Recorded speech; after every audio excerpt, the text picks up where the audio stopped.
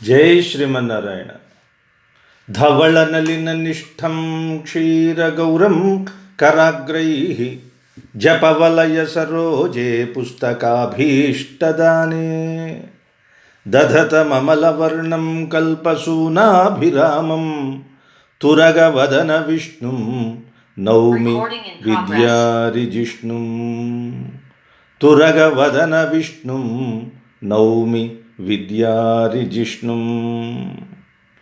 నీళాతుంగస్తనగిరితటీ సుప్తముద్బోధ్య కృష్ణం పారార్థ్యం స్వం శృతిశతశిరసిద్ధమధ్యాపయంతి స్వోచ్ఛిష్టాయాం స్రజినిగళితం యాబలాత్కృత్య భుంక్తే గోదా తస్యై నమ ఇదమిదం భూయ ఏవాస్తు భూయః.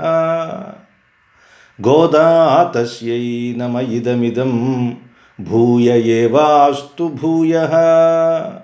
ఆండాళ్ తిరువడిగడే శరణం. ఆండాళ్ తల్లి ఈ లోకమంతా ఒక్కొక్కరు ప్రతి ఒక్కరితో పరస్పరం ప్రేమతో అన్యోన్యంగా జీవించటానికి, స్వార్థం లేని సేవ లోకానికి అందించటానికి చూపించిన దివ్యమైన మార్గం తిరుప్పావై వ్రతం, ధనుర్మాస వ్రతం. శ్రీవిల్లిపుత్తూరులో తాను ఆచరించి చూపించిన వ్రతం. సౌరమానం ప్రకారం ధనురాశిలోకి సూర్యుడు ప్రవేశిస్తాడు కాబట్టి దీనికి ధనుర్మాసం అని పేరు.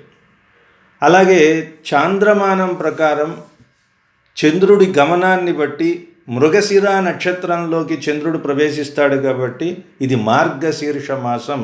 అందువల్ల మార్గశీర్ష మాస వ్రతం.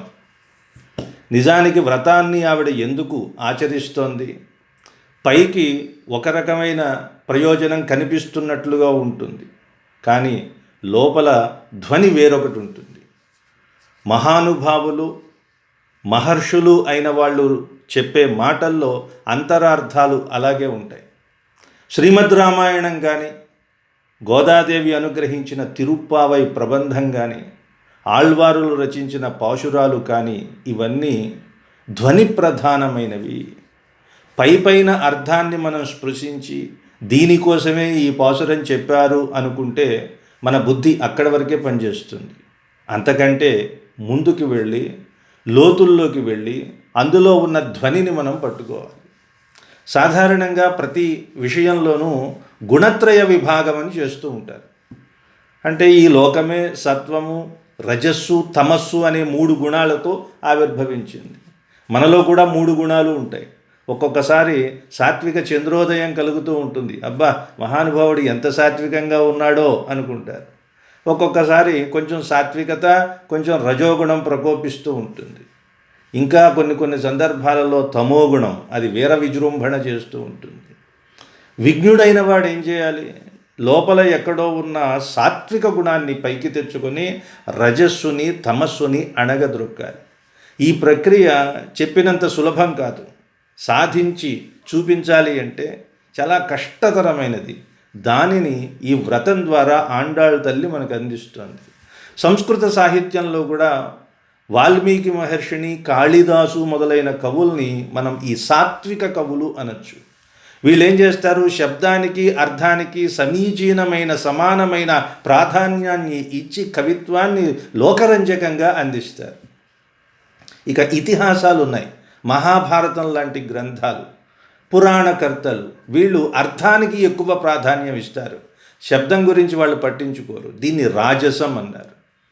ఇక తమోగుణ ప్రధానమైన కవులు కొంతమంది ఉంటారు. సంస్కృతంలో మాఘుడు అని ఉన్నాడు. ఆయన శిశుపాల వధం అనే గ్రంథం రాశాడు. అలాగే నైషధం రాసిన శ్రీహర్షుడు. వీళ్ళంతా తామస కవులు. వీళ్ళు శబ్దానికి ఎక్కువ ప్రాధాన్యం ఇస్తారు. అందుకే సంస్కృతంలో కాళిదాసు మొదలైన కవులు రాసిన కొన్ని స్తోత్రాలు ఉంటాయి. అశ్వధాటి వృత్తాలు ఇలాంటివన్నీ శబ్దానికి ప్రాధాన్యం ఇచ్చినవి అని కాళిదాసు రాశాడు అని చెప్తారు. కానీ ఈ గుణాన్ని బట్టి చూస్తే అవి కాళిదాసు రాసి ఉండడు అని. ఈ కోవలోకి ఆలోచిస్తే ప్రతిదాన్ని మనం సత్వ, రజస్, తమో గుణాల కింద విభాగం చేయవచ్చు. శ్రోతల్లో కూడా సాత్విక శ్రోతలు, రాజస శ్రోతలు, తామస శ్రోతలు అని కొంతమంది ఉంటారట. సాత్విక శ్రోతలు అంటే మనం ఒకటి వినాలి అనుకుంటే దానికోసమే పుట్టామేమో అన్నట్లుగా ముందుగానే సిద్ధపడి ఆ సమయం ఎప్పుడొస్తుందా అని ఎదురు చూస్తూ అత్యంత భక్తి శ్రద్ధలతో ఇందులో అన్వయించుకునే వాళ్ళని సాత్విక శ్రోతలు అంటారు. అలా కాదులే, అసలు నేను వినడమే ఈ కార్యక్రమానికి చాలా అదృష్టం అన్నట్లుగా అటు వెళ్తూ ఇటు వెళ్తూ ఏదో పని చేసుకుంటూ వినేవాళ్ళు ఉంటారు. వాళ్ళని రాజస శ్రోతలు అంటారు.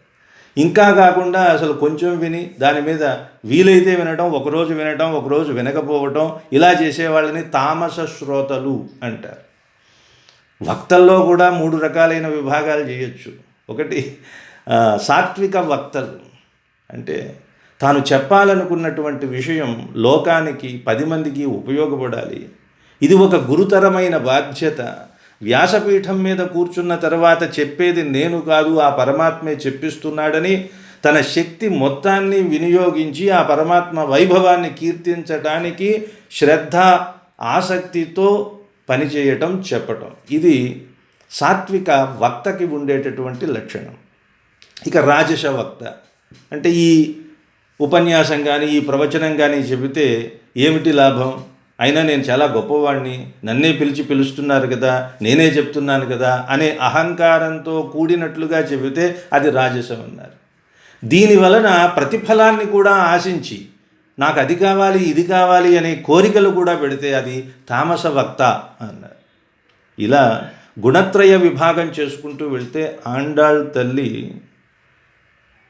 ఈ 3వ పాసురంలో సత్వగుణం అనేది ఎలా ఉండాలి, అసలు ఈ లోకంలో వర్షాలు పడకుండా విపరీతమైన పేరు కూడా చెప్పలేనటువంటి భయంకరమైన రోగాలు మన మీద విరుచుకు పడుతున్నాయంటే కారణం ఏమిటి, ఆండాళ్ తల్లి చెప్పింది. స్వార్థం. నువ్వు నీ గురించే ఉదయం లేచిన తర్వాత పడుకునేంత వరకు ఆలోచించినట్లయితే ప్రకృతి ధ్వంసమవుతుంది. అతివృష్టి, అనావృష్టి, ఇతరమైన రోగాలు రావడానికి కారణం ఏమిటంటే నువ్వు ఇతరుల గురించి కాకుండా నీ గురించి ఆలోచిస్తున్నావు, ఇదొక్కటే కారణం. అలా తన గురించి కాకుండా ఇతరుల గురించి ఆలోచించిన మహానుభావుడు ఎవరైనా ఉన్నారా? లేకేమండి, పరంధాముడు శ్రీమన్నారాయణుడు ఉన్నాడు కదా, ఆయన హాయిగా కూర్చోవచ్చు కదండి, పరమపదంలో విజయం చేసి ఉండొచ్చుగా. ఆయన ఎవరైనా అడిగారా? అడిగినంత మాత్రాన మనం అన్నీ చేస్తామా, నాకు ఖాళీ లేదంటాం, ఖాళీగా ఉన్నా ఖాళీ లేదంటాం కదా.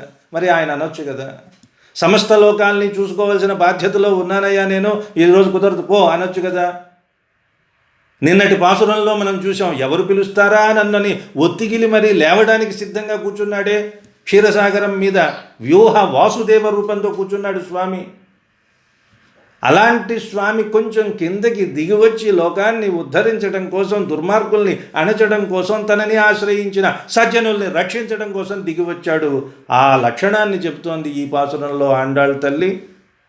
ఓంగి ఉళగళంద ఉత్తమన్ పేర్పాడి நாங்கள் நம்பாவை குச்சாத்தி நீராடினால் தீங்கின்றி நாடெல்லாம் திங்கள் மும்மாறி பெய்து ஓங்கி பெரும் சென்னலூடு கயலுகள பூங்குவளை போதில் பொறிவண்டு கண்படுப்பா தேங்காதே புக்கிருந்து சீர்த்த முலை பத்தி வாங்க குடம் நிறைக்கும் வள்ளல் பெரும் பசுக்கள் நீங்காத செல்வம் நிறைந்தேலோரெம்பாவாய்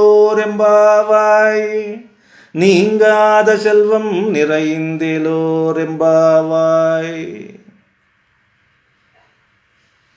ఎంత అద్భుతమైన పాసురం చూడండి. ఒక్కొక్క పదం ఆండాళ్ తల్లి ఉపయోగించింది అంటే అందులో ధ్వని వేరే అర్థం, విశేషమైన అర్థం. ఓంగి, ఓంగి అంటే విరాట్ స్వరూపాన్ని పొంది బాగా పెరిగి ఎక్కడ మొదలుపెట్టిందో చూడండి. ఒక్కసారి మనం తాను చెప్పాలనుకుంటున్న విషయంలో అత్యంత కీలకమైన ఒక కేంద్ర బిందువు దగ్గర మొదలు పెడుతుందమ్మ. బాగా పెరిగి ఉలగు అంటే ఈ లోకం మొత్తాన్ని అళంద కొలిచినటువంటి ఉత్తముడు ఒక ఆయన ఉన్నాడండి. ఆయన్ని కాదు, ఆయన నామాన్ని పాడి, ఈ వ్రతం యొక్క ప్రధానమైన ప్రయోజనం అదే. ఏం చేయాలి? ఉత్తముడు ఒక మహానుభావుడు ఉన్నాడు, ఆయన నామాన్ని కీర్తించాలి. ఓంగి ఉలగు అళంద ఉత్తమన్ పేర్పాడి. మొట్టమొదటి పాసురంలో నారాయణనే నమక్కే. రెండవ పాసురం దగ్గరకు వచ్చేసరికి పరమన్ అడిపాడి. జాగ్రత్తగా అన్వయించుకోవాలి. పరమన్, పరముడు అయిన ఆ పరంధాముడి పాదాన్ని స్తుతి చేయమన్నది. ఇప్పుడు ఉత్తమన్ పేర్పాడి, ఉత్తముడైన శ్రీమన్నారాయణుడి యొక్క నామాన్ని పాడి నామ సంకీర్తన చేయమంటోంది. అసలు ఈ వ్రతానికి ప్రధానమైనటువంటి సాధనం నామ సంకీర్తనే కదా. భగవన్నామ సంకీర్తన చెయ్యడం కోసమే మిగిలినవన్నీ మిషలుగా కల్పించింది తల్లి. ఓంగి యుళగళంద. తమిళంలో కూడా సంధులు ఎడాగమని రాసేటప్పుడు యుళగా అని ఉంటుంది, చదువుకునేటప్పుడు విడదీసుకొని ఉలగు అని. ఓంగి ఉలగు అళంద.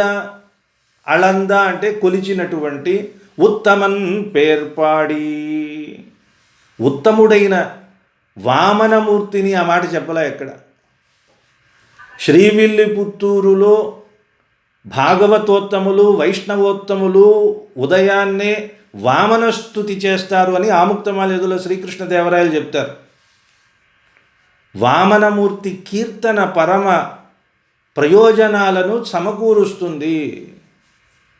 షష్ఠాశ్వాసంలో దాసరి వృత్తాంతం వస్తుంది. బ్రహ్మరాక్షసుడి శాపాన్ని విమోచనం చేసినటువంటి ఆ దాసరి, ఆయన కూడా కురుగుడి అనే క్షేత్రంలో ఉన్న వామనమూర్తిని స్తుతిస్తూ ఉంటాడు, సంకీర్తన చేస్తాడు. ఓంగి ఉలగు అళంద ఉత్తమన్ పేర్పాడి అంటే వామనమూర్తి కావాలని తెచ్చిపెట్టినది కాదు. ఇక్కడ ఇంకా గొప్ప రహస్యాలు ఉన్నాయి. నాంగళ్ మేము చేస్తున్నటువంటి, నం పావైక్, నం మా యొక్క, పావై వ్రతము, పావైక్ అంటే వ్రతానికి. మనకి చతుర్థి షష్ఠీ విభక్తిలో కు ఉంటుందే, కు. నాంగళ్ నంబావైక్ ఏమిటంటే ప్రతి కీర్తనలో సరే కూడా మేము చేస్తున్న మా వ్రతం అంటుంటారు. ఆశ్చర్యంగా ఉంది. ఎప్పుడూ జరగని ఒక వింత జరిగిందనుకోండి, మనం పదే పదే తలుచుకుంటాం. ఇన్నాళ్ళు ఆ గోపకులంతా పెద్దలంతా ఇదిగో శ్రీకృష్ణుడి దగ్గరికి వెళ్ళవద్దని లోపల బంధించేసి, ఇప్పుడు వాళ్ళంతట వాళ్ళే మీరు వెళ్ళండి, శ్రీకృష్ణుడి దగ్గరికి వెళ్ళండి, వ్రతం చేయండి అని చెప్తూ ఉంటే వీళ్ళకేమి ఆనందం అంతుపట్టడం లేదు. మేం చేస్తున్న వ్రతం మా వ్రతం అంటున్నట్ట. అలాంటి నం పావైక్, ఆ వ్రతం కోసం మేము ఒక మిషన్ని కల్పించాము. శాత్తి ఒకటి చెయ్యాలనుకుంటున్నాం. నీరాడినాల్, దానికోసం మేము స్నానం చేసినట్లయితే. అసలు వీళ్ళు వ్రతం ఎందుకోసం చేస్తున్నారండి? పెద్దవాళ్ళు ఎందుకోసం చేయమన్నారు?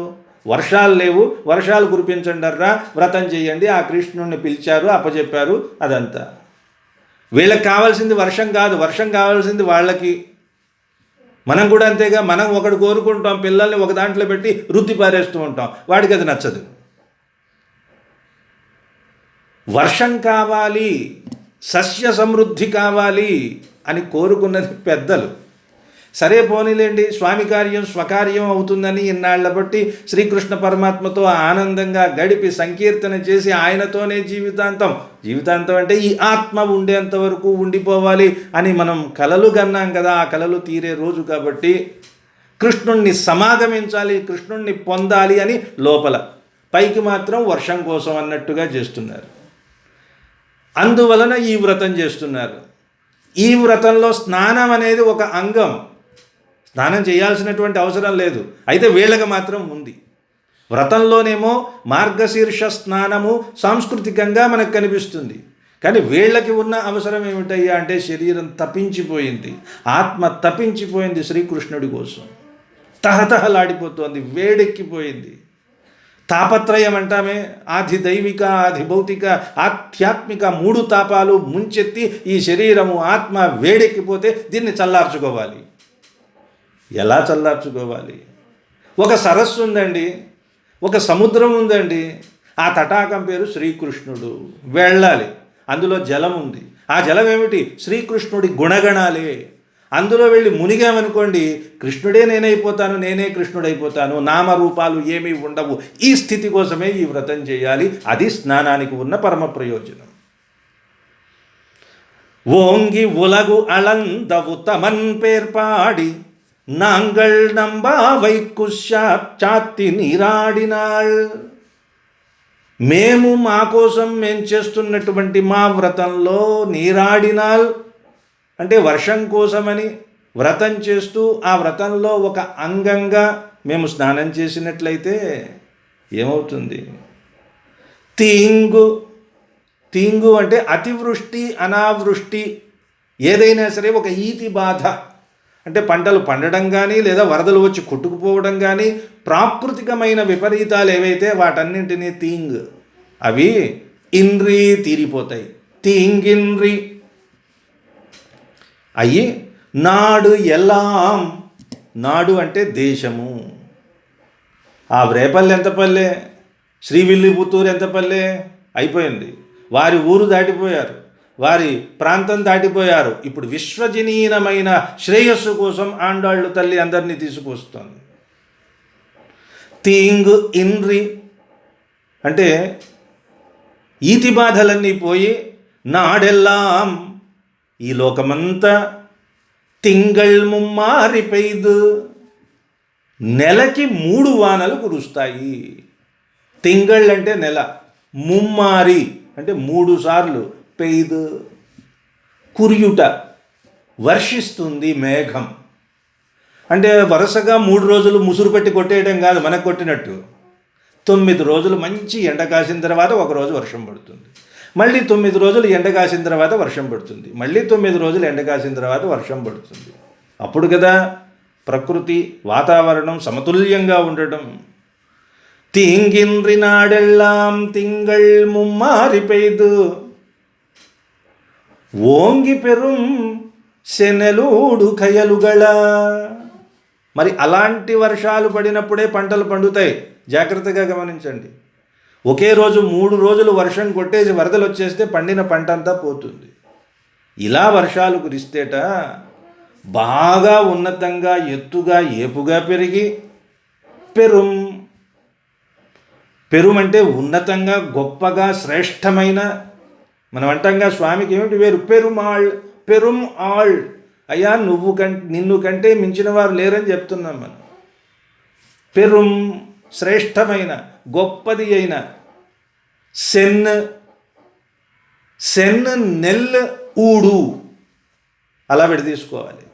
సెన్ అంటే ఒప్పైన ఎర్రని, నెల్ అంటే ధాన్యము. నెల్లూరు అని ఉంది, ధాన్యానికి ప్రసిద్ధి, తమిళ పదం అది నెల్, తెలుగులో నెల్లి, నెల్ అంటారు. సెన్ నెల్ అంటే ఎర్రని నవనవలాడేటటువంటి ధాన్యం.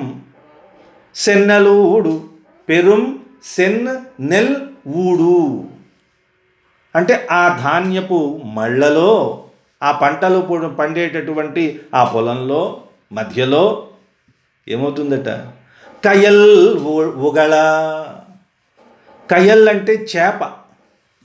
తమిళంలో తెలుగులోకి వచ్చేసరికి చే అవుతుంది, చా అవుతుంది. దాన్ని ప్యాలెటలైజేషన్ అంటారు, తాళవ్యీకరణం. తమిళంలో కిళి అంటే తెలుగులో చిలుక అవుతుంది. అలాగే కయల్ ఉగళ, ఎర్రని ధాన్యం పండేటటువంటి వరి చేలలో మధ్యలో ఇటు నుంచి అటుకు పోలేక చేపలు తుళ్ళింతలు పైకి ఎగురుతూ ఉంటాయట.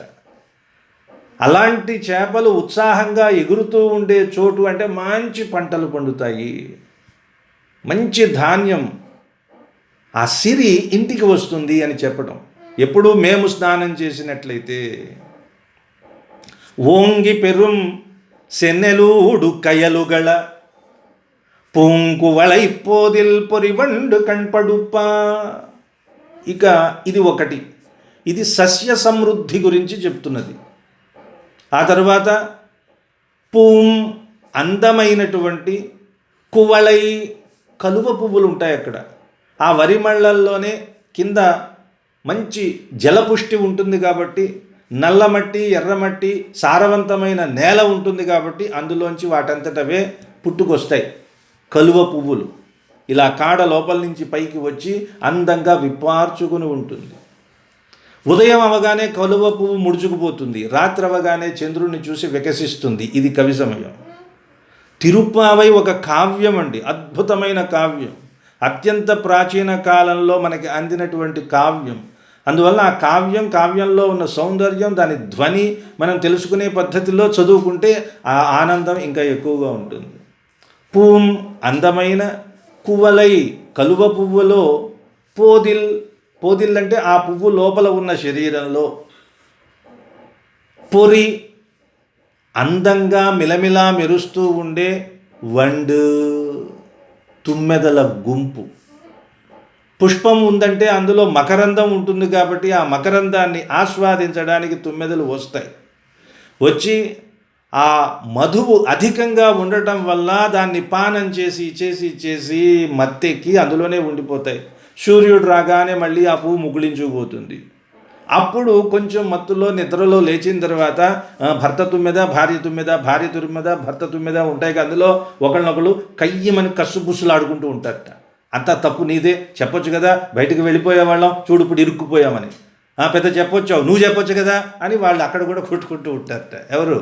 ఆ రెండు తుమ్మెదలు. వండు ఆ తుమ్మెదలు నిద్రపోతున్నాయి, అలాగే కసురుకుంటున్నాయి, మళ్ళీ నిద్రపోతున్నాయి. పడుప్ప అవి కన్ను వాల్చాయి అన్నాడు, కళ్ళు పడిపోయాయి. కళ్ళు పట్టడం అంటే ఏమిటి? కునుకు తీశాయి. తుమ్మెదలు ఎక్కువగా ఉన్నాయి అంటే పుష్పాలు ఎక్కువగా ఉన్నాయి, పుష్ప సంపద ఎక్కువగా ఉంది అంటే వన సమృద్ధి ఎక్కువగా ఉంది, అంటే వర్షాలు సరిగ్గా పడుతున్నాయి అని అర్థం. పూంగువలై పోదిల్ పొరి వండు కణ్పడుప్ప, అలా పువ్వులలో తుమ్మెదలు నిద్రపోయేలాగా ఇక్కడికి వస్తే ఆవులు, దూడలు, వాటిని కట్టేసిన కొట్టాలు, అందులోకి వెళ్ళాలంటే సాహసం చేయాలి. ఇప్పుడు ఆధునిక లోకంలో స్కేటింగ్ లాంటిది రావాలి ఆ కొట్టాల్లోకి వెళ్ళాలంటే. ఎందుకంటే ఆ ఆవులు కృష్ణుడు సామీప్యంగా ఉండడం వల్ల సాయంకాలం పూట రోజు కృష్ణుడు వచ్చి ఒక పని ఆయనకి, పాపం సాయంకాలం అయ్యేసరికి కృష్ణ విరహాన్ని తట్టుకోలేక కొంచెంసేపు విరహంతో ఉంటేనే వాటి డొక్కలు ఎండిపోయేవిట, ఆహారం తినలేకపోయేవి. అప్పుడు రోజు వచ్చి అందరి ఇళ్లల్లో ఉన్న ఆవుల్ని, ఆ గోపుచ్చాలని వాటిని ఒక్కసారి ఆయన స్పృశిస్తట్టంతే, మొత్తం శక్తి వచ్చి అవి పాలు ధారలు ధారలుగా కురిపిస్తాయి. ఒక కడవ కింద పెడితే అది నిండి ఇంకో కడవ తెచ్చుకునేలోగా పాలు పోతూనే ఉంటాయి. అంత చేపు వస్తుంది వాటికి. దాంతోపాటు అక్కడ అవి చేసేటటువంటి మలమూత్రాదులు వీటన్నింటితో ఈ పాలతో కలిసి ఆ కొట్టాలన్నీ చిత్తడిగా ఉంటాయి. కాలు పెట్టారంటే జర్రని వెళ్ళిపోతూ ఉంటాయి. అందువల్ల గొప్ప సాహసం చేసి వెళ్ళాల్సిందే. అయినా సరే వెళ్తారట మన వాళ్ళు, గోపకులు. తెంగాదే, ఏమాత్రం సంకోచం లేకుండా, ఎందుకంటే వాళ్ళకి అలవాటు అది. సంకోచం లేకుండా వెళ్తూ పుక్కిరిందు సీర్తములై పత్తివంగా, వాళ్ళు ఏం చేస్తారు, లోపలికి వెళ్ళిపోయి పుక్కు ప్రవేశించి ఇరుందు కూర్చొని అక్కడ స్థిరంగా ఉండాలి. ఎందుకంటే అనువు చూడాలి, వీలు చూడాలి, అంతే తప్ప ఇలా వెళ్ళి వెంటనే వచ్చేయాలి అంటే కుదరదు. అలా ఉండి తెంగాదే పొక్కు ఇరందు సీర్తములై, సీర్తములై, ములై అంటే ఆవు పొదుగుకు ఉన్న స్తనములు, సిరలు, వాటిని పట్టుకుని అవి ఎలాంటివట, సీర్త, మంచి అందమైన లావుగా ఉన్న, ఎంత ఉంటుందండి ఆ పొదుగుకు ఉన్న ఒక్కొక్క సిర అంటేట, చేత్తో ఒక చేత్తో పట్టుకుంటే అయ్యేది కాదు, రెండు చేతులు పట్టుకుని నొక్కితే పాలు వస్తాయి. అప్పుడు ఎన్ని పాలు వస్తాయండి? ధారలు ధారలుగా క్షీరం కురుస్తూ ఉంటే కడవ తీసి కడవ పెట్టడమే. ఈ కడవ తీసి కడవ పెట్టేలోగా బోళ్ళన్ని పాలు నేలపాలు అవుతూ ఉంటాయి. అలాంటి పరిస్థితి. ఎందుకని? శ్రీకృష్ణ పరమాత్మ సమీపంలో ఉన్నాడు, ఆయన అనుభవాన్ని అవి కూడా పొందుతున్నాయి కాబట్టి. తేంగాదే పుక్కు ఇరంద్ సీర్త ములై పత్తి పట్టుకొని వాంగ పితుగగా అద్భుతమైన క్షీరధారలు కురుస్తూ కుడం అంటే కుండలు నిరైక్కుం నిరయ్య అంటే నిండటం నిండడానికి సిద్ధంగా ఉన్నటువంటి ఈ పాలన్నీ ఎవరిస్తారు? వళ్ళం బాగా లావుగా బలిష్టంగా ఎత్తుగా ఉన్నటువంటి పెరుం పెద్ద పెద్దవి అయిన శ్రేష్టమైన మేలుజాతికి చెందిన పశుక్కళ్ పశు సంపద. ఇది పశు సంపద, అలాగే వన సంపద, సస్య సంపద ఇవన్నీ లభిస్తాయి. ఎక్కడ లభిస్తాయి? మేము ఎక్కడో ఇక్కడ శ్రీవిల్లిపుత్తూరులో బాహ్యంగా, మానసికంగా వ్రేపల్లెలో గోపికలలో తాను కూడా ఒక గోపికగా చేస్తుంటే లోకమంతా ఇలాంటి సమృద్ధి కలుగుతుంది. నీంగాద సెల్వం, నీంగాద సెల్వం, నీంగాద అంటే ఎడతెరిపి లేనటువంటి సెల్వం సౌందర్యం, ఐశ్వర్యం, నిరైందు అంటే నిండిపోతూ ఉంటుంది ఈ లోకమంతా. కాబట్టి ఓ గోపికలారా, ఓ చెల్లులారా, ఎం పావాయ్ మా వ్రతంలోనికి ఓర్ రండి అని ఆండాళ్ తల్లి అందరినీ ఆహ్వానిస్తోంది. ఓంగి ఉలగళంద ఉత్తమన్ పేర్పాడి நாங்கள் நம்பாவை குச்சாத்தி நீராடினாள் தீங்கின்றி நாடெல்லாம் திங்கள் மும்மாறி பெய்து ஓங்கி பெரும் சென்னலூடு கயலுகள பூங்குவள இப்போதில் பொறிவண்டு கண்படுப்ப தேங்காதே புக்கிருந்து சீர்த்தமுலை பத்தி வாங்க குடம் நிறைக்கும் வள்ளல் பெரும் பசுக்கள் நீங்காத செல்வம் நிறைந்தேலோరెంబావాయ్. పైకి ఇది సామాన్యమైన అర్థం, మరి ఇది కావ్యం అన్నాం. ఈ కావ్యంలో ధ్వని ఉంటుంది. ఆండాళ్ తల్లి ఈ పాశురంలో ఉంచినటువంటి రహస్యమైన వేదాంతపరమైన, ఈనాటికి మానవుడు ఇక్కడ ఉన్నవాడు కాదు, ఎక్కడ ఉన్నవాడైనా విశ్వమానవుడు ఆచరించదగిన ఉత్తమోత్తమైన మార్గాలు అది ఈ పాశురంలో చెప్తోంది అమ్మ. వీళ్ళు వర్షం కోసం కదా వ్రతం చేసేది, బాహ్యంగా వర్షం కోసమే, లోపల కృష్ణుణ్ణి పొందాలి అనే కోరిక. స్నానం ఎందుకు పెట్టారు? మార్గశీర్ష మాసం.